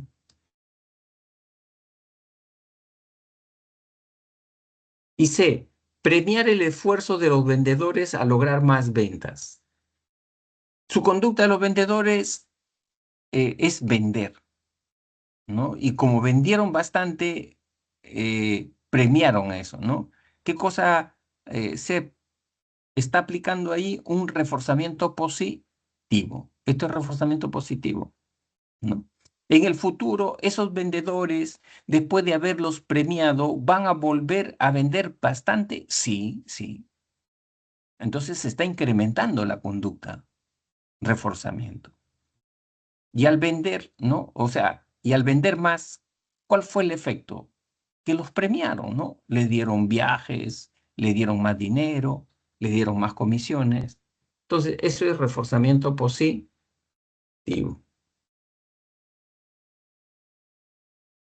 Reforzamiento positivo. Entonces, 1C, 2A. 1C, 2A y 3B. Acá, la C. ¿Alguna pregunta, Mónica? No, profesor, todo claro, gracias. Ya.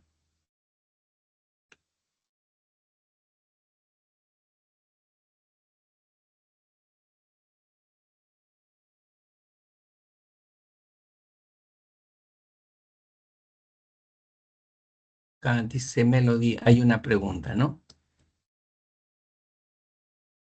Ya. Dice, reflexionar sobre nosotros mismos y conocernos nos permite alcanzar mayor influencia, confianza, seguridad y autonomía en lo que nos sucede en la vida. En relación con lo enunciado, determine cuál o cuáles de estos ejemplos corresponde a lo que nos permite, realizar el autoconocimiento, ¿no? Entonces dice, reflexionar nos permite alcanzar mayor, ¿no?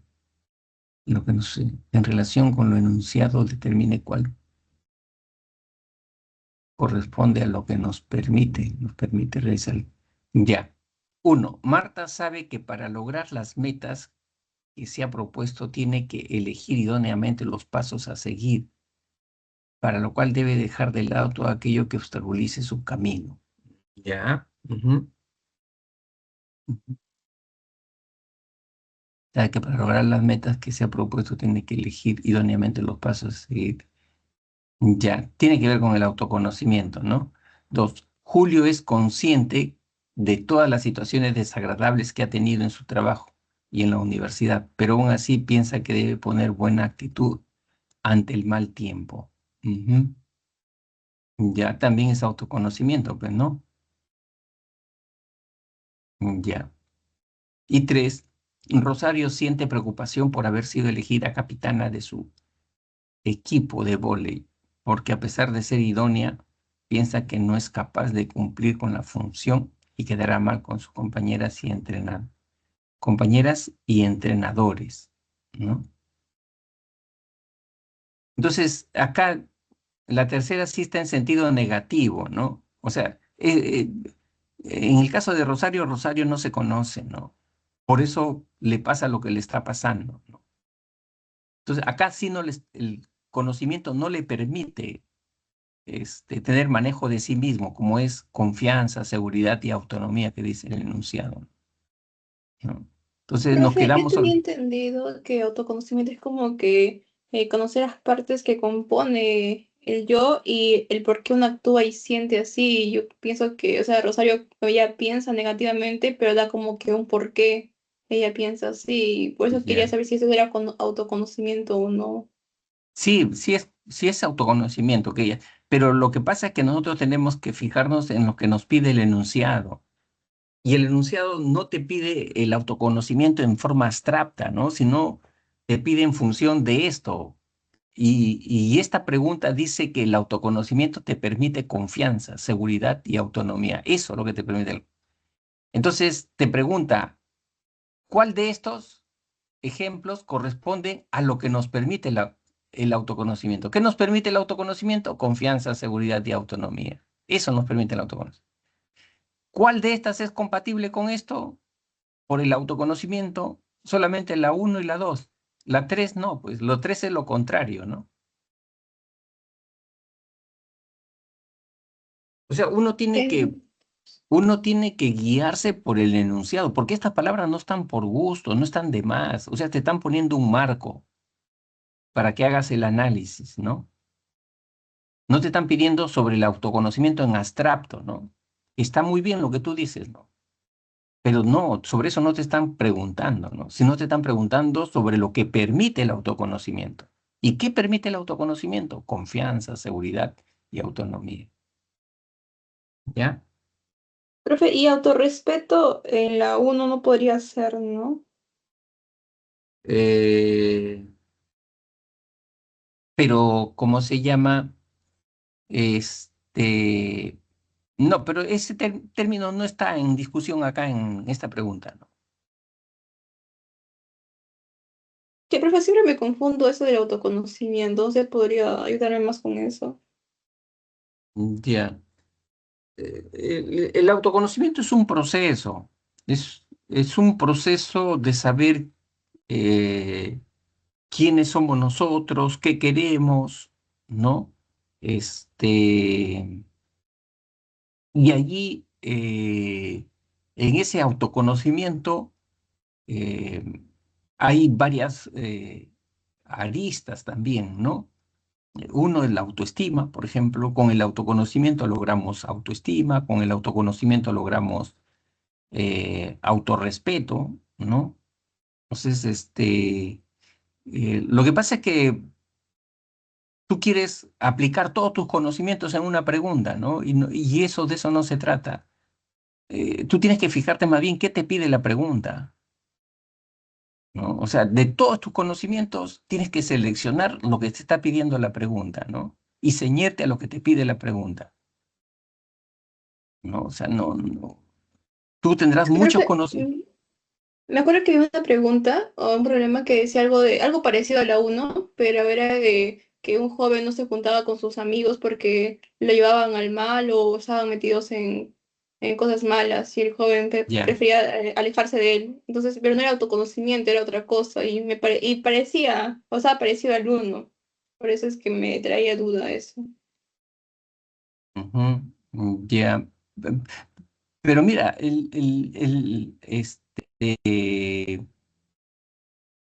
allí siempre es bueno ver primero cuál es el requerimiento de la pregunta, o sea, qué te pide la pregunta, porque los, el contexto, el personaje pueden ser iguales, ¿no?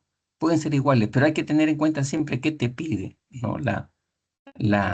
La pregunta, ¿no? En otros casos te pedirán, por ejemplo, señale usted un ejemplo donde se ilustra allí el autorrespeto, ¿no?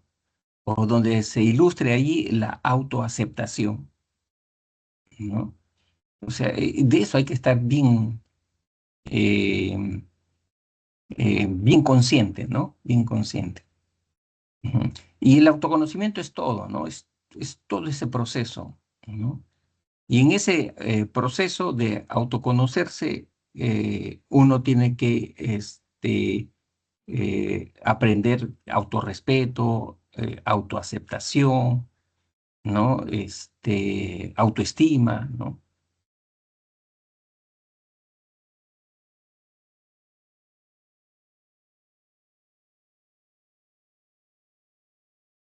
Trata, El trata de, trata de como ordenar tus ideas, ¿no? O sea, no te están pidiendo todo tu arsenal de conocimiento, ¿no? No te lo piden.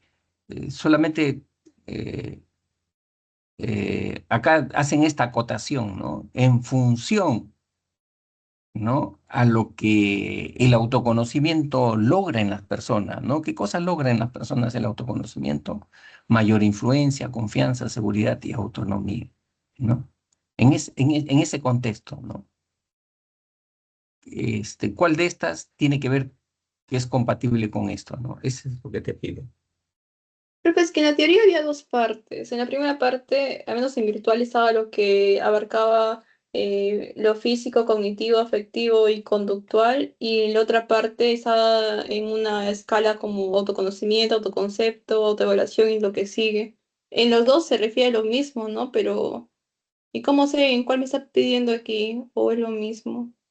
No, este, allí es, ¿cómo se llama? Lo que pasa, mira que en psicología hay, no te miento, hay cantidad de teorías, ¿no? Cantidad de teorías para explicar lo mismo, cantidad de teorías para explicar lo mismo, ¿no? Entonces, es como una torre de Babel, la psicología, ¿no? Entonces, tú tienes que fijarte según la teoría que me piden para interpretar ese caso, ¿no? ¿No? Según qué teoría, ¿no? Según qué autor, ¿no? Porque hasta pueden decir lo contrario, ¿no? Los autores dicen lo contrario sobre un mismo fenómeno, ¿no? Entonces yo tengo que estar, para no confundirme, porque uno dice una cosa, otro dice otra cosa, y eso pasa, ¿no? Pero yo en la pregunta que me están haciendo, tengo que fijarme eh, según qué autor me piden o según qué parámetro yo tengo que responder, ¿no? Según qué parámetro, ¿no? Porque si no, yo me termino por confundir, ¿no? Me termino por confundir. Entonces, tú tienes que fijarte según qué marco de referencia está diciendo eso, ¿no? Por ejemplo, mira, te digo una cosa. Hay autores que dicen que la autoestima es el proceso general y el autoconocimiento es una parte de la autoestima, ¿no? El autoconocimiento es una parte de la autoestima. O sea, nunca vas a mejorar tu autoestima si no te conoces, ¿no? Por eso algunos autores dicen el autoconocimiento es parte de la autoestima. Pero sin embargo, hay otros autores que dicen que no, mentira, ¿no? ¿No? Que autoconocimiento y autoestima son diferentes y que el autoconocimiento es lo general, ¿no? Y la autoestima es parte del autoconocimiento, ¿no? O sea, en psicología te dicen de diferentes maneras, ¿no? O sea, tienes que entender eso, pero que en la pregunta tú tienes que ver bajo qué te están acotando, ¿no? Sobre qué criterios te están acotando, ¿no?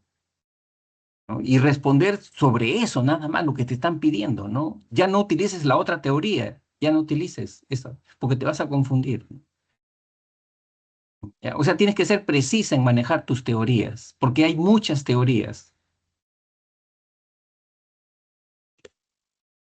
Por ejemplo, alguien envió la foto de donde dice autoconocimiento, lo que es lo físico, cognitivo y afectivo y conductual. Y lo otro es ya de una escala, algo así creo que es para que llegues a la autoestima. Ujú. Ya, claro. O sea, acá dice, ¿cómo yo puedo, digamos, evaluar la autoestima, ¿no? En una persona, ¿no? ¿Cómo puedo evaluar la autoestima? Entonces acá te dicen, puede ser a través de cuatro áreas, ¿no? Cuatro dimensiones. En la dimensión física, en la dimensión cognitiva, afectiva y conductual. En la dimensión cognitiva, ya, tu autoconcepto. ¿Qué idea tienes sobre ti mismo? ¿No? ¿En qué tú crees que eres bueno? ¿No? ¿No? ¿En qué crees que eres tú bueno? ¿No? Allí ya estoy evaluando la dimensión cognitiva de la autoestima, ¿no? La cuestión afectiva, ¿no? ¿Qué parte de tu cuerpo no te gusta, ¿no? ¿No? ¿Qué parte de tu cuerpo tú rechazas, ¿no? Ahí estoy evaluando la parte afectiva, ¿no? estoy hablando de la parte efectiva, ¿no? Y así, o sea, lo físico, ¿no? Podría ser, digamos así, si esa persona, ¿no? Se arregla, se baña, ¿no?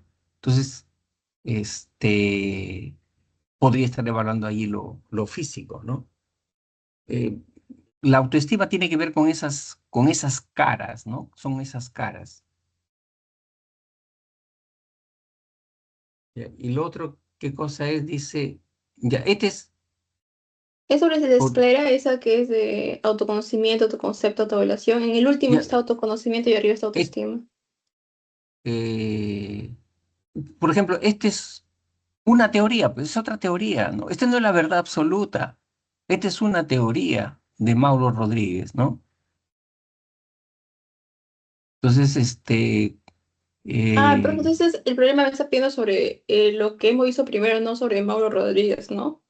claro, claro, ajá, Ah, pues me sí. estoy confundiendo, ok, ok. Sí, esta es otra teoría, ¿no? Esta es otra, Sí, estaba hay, buscando así como esta, que me digan el por qué actúa tú, así, tú, tú pero relativiza, tú confundido. relativiza la información que te dan, ¿no? Es según lo que dice una teoría, según lo que dice un autor, ¿no? Por eso que nosotros allí cuando mandamos el cuadernillo, la separata, ponemos ahí según este autor, ¿no? Porque hay 100 teorías sobre eso, ¿no? 100 teorías en psicología, ¿no? ¿No? Incluso, como te digo, hasta se contraponen entre ellos mismos, ¿no? Así está la psicología. Entonces, no lo veas tú como que lo que está escrito ahí es una verdad absoluta y con eso ya tienes que interpretar todo, ¿no? No, no.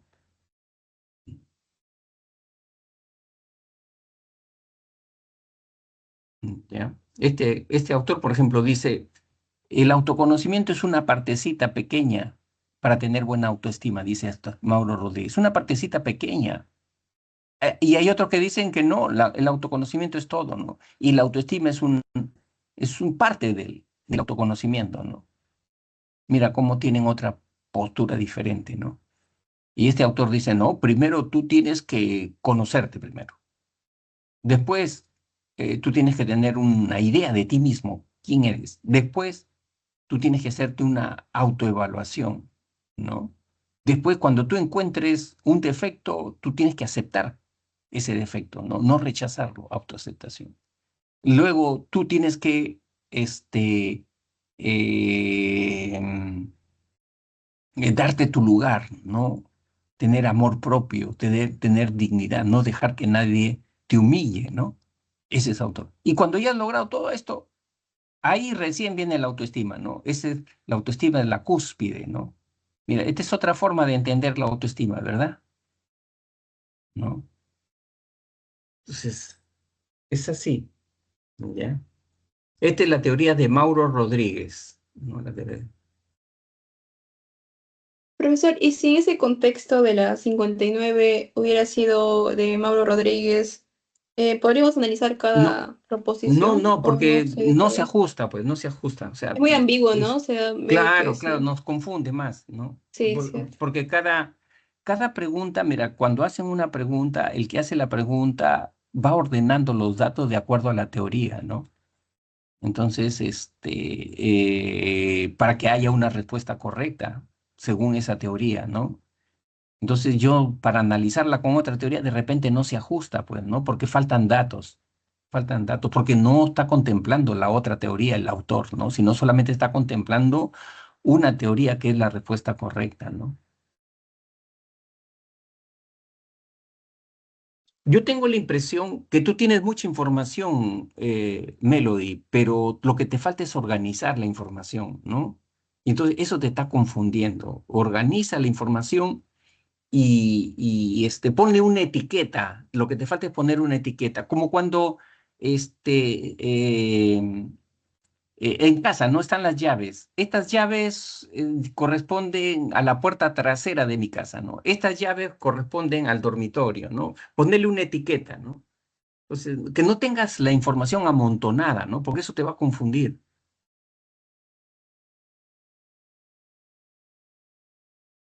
Claro, claro.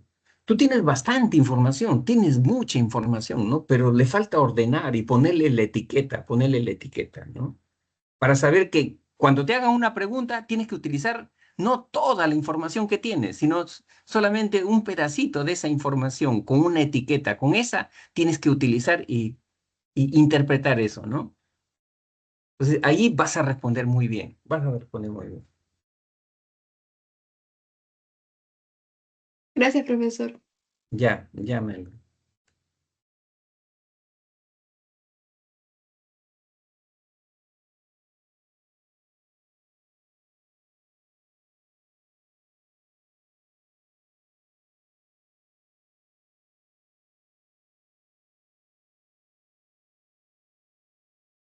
Bueno, estimados alumnos, me despido hasta el próximo viernes, ¿no? De 5 a 7. Muchas gracias por su participación.